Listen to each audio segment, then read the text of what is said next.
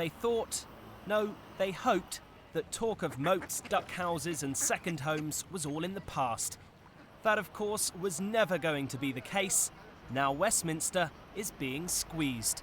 Well, I hope this is the beginning of the end of this whole dreadful chapter. What is absolutely essential is that MPs pay back all of this money that's been identified. Those MPs that refuse to pay it back, they should have it taken off their salaries or off their redundancy payments. That's got to happen. And in future, we need a totally transparent system. Indeed, this morning, the man responsible for looking into MPs' second home allowances unveiled his findings, many of which weren't too popular in Parliament. Sir Thomas Legge ordered 350 MPs to pay back around £1.1 million between them. But some politicians like Anne Widdecombe think he's been careless. Well, as far as I'm concerned, Legge has been lazy and incompetent and illogical. Lazy because he didn't answer any of the points that were put to him. Incompetent because he got the arithmetic wrong. He even managed to get some wrong in my favour.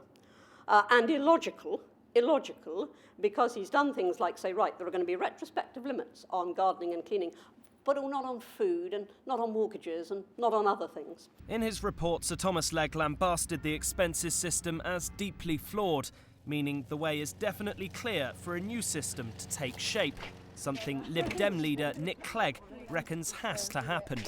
I do hope also it draws a line under the rotten system of expenses we've had in the past so that we can get a new system in place with a new Parliament so that in the coming months and years people once again look up to Parliament as a place which they've got confidence in rather than looking down on it as a place about which they're very embarrassed. Many MPs fear what the new system might entail, though.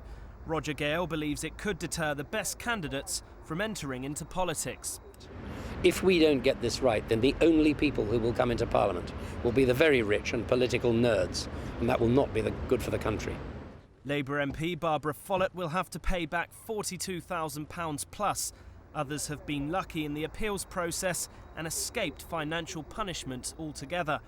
The fact is, because the so-called new system isn't in place, MPs' expenses isn't yet yesterday's news.